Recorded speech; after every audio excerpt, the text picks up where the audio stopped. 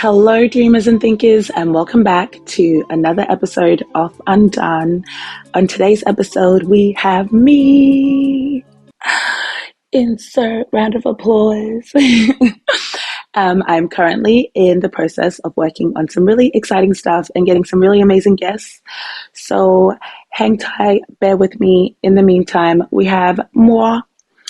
On today's episode, I will be talking about the importance of being in spaces that are made for you, that feel safe, that feel encouraging. But before we do, we have unpopular opinion. I actually just realized how well this unpopular opinion works with being in spaces made for you. So my unpopular opinion is some shoes should have size limits. And I know this is going to go against the whole inclusivity and all that kind of stuff. But I just don't think all shoes need to be inclusive of all sizes. Like, some shoes definitely look better in smaller sizes than they do in bigger sizes. And you are doing a disservice to the girly pops or the guys who have bigger feet by making that shoe in a bigger size. For example, Sambas. I'm obsessed with Sambas. Okay, I'm not obsessed, but I think they look really nice and they fit a certain aesthetic, which I think is a part of my wardrobe. However, I have only seen Sambas on probably max a size 9, a girly with a size 9 foot. I'm a size 11. I just don't think Sambas are going to carry the same dainty, sleek, clean look by the time they're in a size 11, if I'm being completely honest. And I think the same goes for shoes with bigger sizes / smaller sizes. So, for example, I have a pair of Doc Martens. I think my Doc Martens are amazing and just the best, and they go with a lot of outfits. I have a friend who is basically 5 foot nothing and is a size 5 or something. I don't know. Her in Doc Martens just looks a little crazy, a little ridiculous. It's giving a kid in rain boots, to be completely honest. No disrespect to the girlies with small feet who own Doc Martens, but I just think Doc Martens should have probably started at a size 6 or 7 and then gone up. And Sambas should probably stop at a 9, maybe a 10. Although they probably potentially do. I just haven't looked into it. But yeah, that is my unpopular opinion and I'm sticking by it. You cannot bully me into changing my mind. So for today's episode, we are talking about, as I said earlier, the importance of being in spaces that are made for you, that feel comfortable, that feel natural. And this was brought about because I was just thinking about some of the things I've done in the last few months, but also especially since moving to Melbourne, and just how that has changed the way I think, has changed even the way I carry myself and the confidence that I hold. And I just think that's really important as, I don't know, people of color, Black people, Africans in Australia, to be intentional about seeking out spaces like that and to be intentional about creating those spaces for other people. I'm so sorry, y'all. I recently lost my voice and I'm only getting it back, and I'm also getting a little sickly. So my voice sounds a little ghetto, but bear with me. So when I moved to Melbourne, part of the reason I moved was, actually, I never really know how to explain it, but a really big part of it, I guess, was that I had learnt everything and done everything that I could in my hometown, if we can call that. I loosely call it that. I have many hometowns, but in my hometown in Australia. And I felt like it was time to move on, to move to a bigger city with more opportunities. And also another reason was because the African Australian community in Melbourne looked like it was popping. It looked like it was popping. They looked like they were leading the way in creativity, arts, culture, everything. And I wanted to be a part of it. And not a day do I regret my decision. I mean, would I still love to be living at home, where rent is cheaper and it takes 20 minutes max to get anywhere? Absolutely. But my move to Melbourne has been so rewarding and has been so beneficial um, for just my growth. When I was thinking about what my move to Melbourne was like, I was thinking of like the soil analogy, where you can put a plant, most plants, in any kind of soil, and they'll be fine. Will they thrive? Will they grow? Probably not, but they'll stay alive as long as you keep watering them and give them sunlight. They'll stay alive to an extent. Will they live as long as they should have? Potentially not. And I think for me, moving to Melbourne allowed me to like grow into myself, but also to take up space. Like it let my roots grow, if we're going to keep going with the analogy. And I just think that's so important, is that when you're in the right environment, you're able to not only grow into yourself, but also take up space as you do so.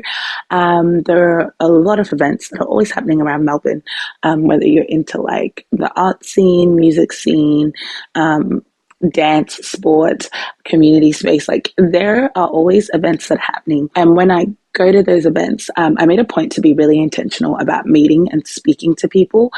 And I found that I attracted people who I had similar interests with, who really inspired the way that I think, and the things that I thought were capable of doing. Because I would go to those spaces and then I would just start up conversations with whoever. Or like depending on the kind of event, even when you're listening to people speak, you get so inspired, and your idea of what is possible and what you can achieve and what can happen expands. For example, I was a part of a program called Seat at the Table that is run by CMY. I took part in the last 6 months of the last year. And basically, the program involves we were a part of board meetings. So we're assigned to a board. And then you get to attend the board meetings. You get to talk to some of the board members, depending on who your board contact is. For our experience, we're really lucky enough that the chairperson of the board that we're on, it was myself and another girl, was one of our board contacts. We actually had 3 board contacts, which is unheard of. But yeah, so we had the chairperson of the board and 2 other contacts, so members of the board, and then we'd get to catch up with them before board meetings and after board meetings. And it was through this time that we got to hear like their career journeys, their board journeys, and just their journeys in general, which was really amazing. And then outside of your like more practical contact time with the board, we attended these workshops that were really intentionally curated, I would say. So the program is for women of color, aged 18 to 25 or 30, I think. And every time we went to a board meeting, we realized how much we had been yearning for a space like that. To be in a room where you don't have to code switch, to be in a room where you are surrounded by other women of color who are experiencing things similar to you, who are in a similar stage of life as you. It was really amazing to see how many amazing people are doing amazing things. Like it gave me hope, because I was like, oh, whilst my passion is mental health in my community, someone else's passion is immigration law. Someone else's passion is sustainability. We all had different passions, and it's like, oh, there's someone in that field. Like, I don't have to care about everything, because I know that there are people in that field who are amazing, who are doing amazing work, who care about that. And being in a room like that allowed you to see that. But also, the speakers that we got to have and just hearing each other's stories was realizing that I think there is something freeing about realizing your story might not be as unique as you think it is, in like the most beautiful way. I feel like that can sound negative, but in the sense that we had one of the speakers who used to be a lawyer, and she was a boss ass lawyer, and then now she's like a creative, but she like serves on these amazing boards and does this amazing like community work. And it was so nice to be like, oh, there are other people who have multiple passions, and they seem disconnected, like law, and then like creating art, and like the podcast she has and all that kind of stuff. Those things all seem disconnected.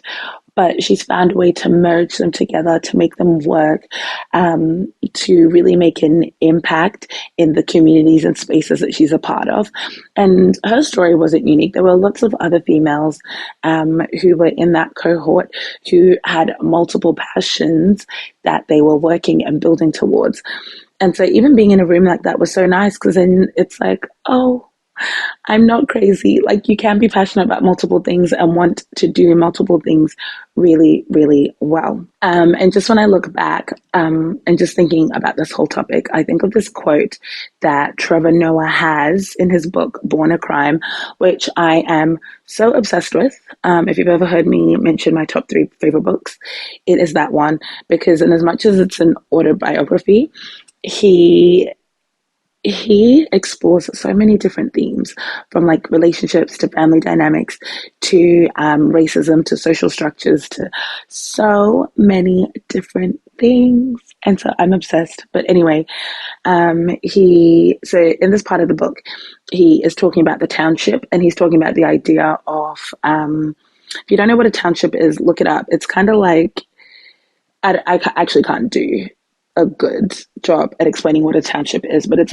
essentially like a governmental structure that was built to keep and oppress people, and like even the sharing of resources and all that kind of stuff. Look up what a township is. But essentially, he's talking about the township and how, in as much as you could tell a child in the township to dream big, maybe for them, dreaming big was owning their own TV, because in the township, maybe like a handful of the neighbors in, I don't know, a block radius or whatever, owned a television. And so whenever big games would come on, or like a new movie was out or whatever, people would go to a specific neighbor's house to watch those things. So then you tell a township child to dream big, and maybe their idea of dreaming big is like finishing high school or owning their own TV one day, that kind of thing.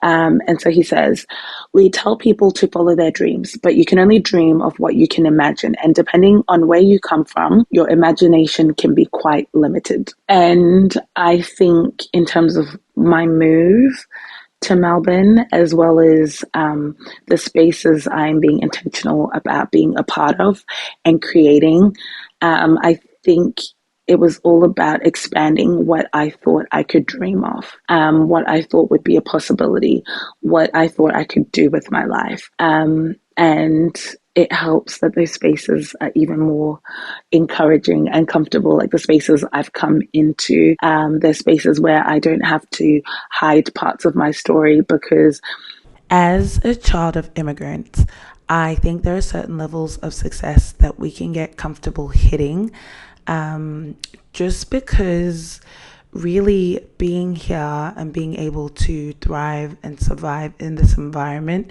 is already our ancestors, our grandparents, our parents' wildest dreams. So like even for me, going to university and maybe going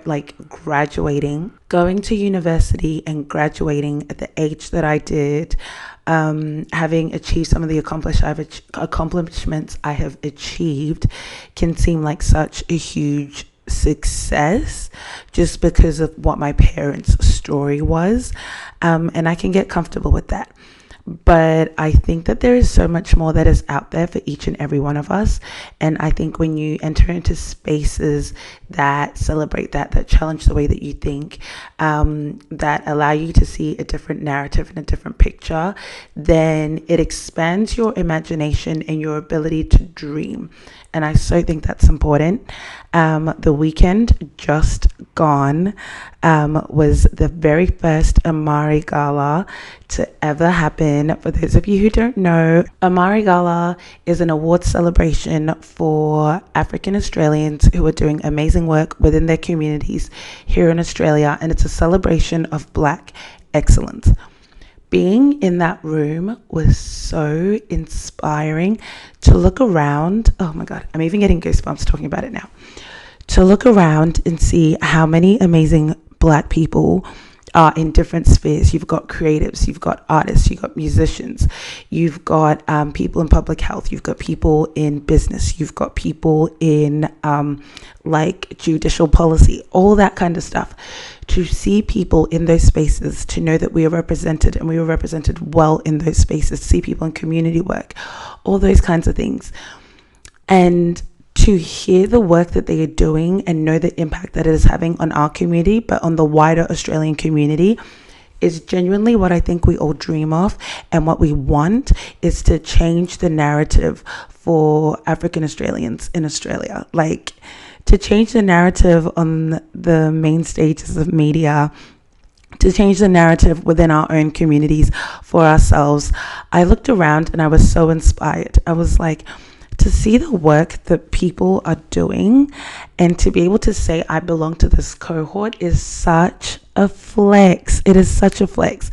And I think the beauty of the Amari Gala was also the fact that now that we were in that room, not only was it us celebrating each other and what we're doing and our accomplishments, but then it was also the idea that it is pushing those of us who were there to also want to do better. Like, now everyone is like, I want to win an Amari Award.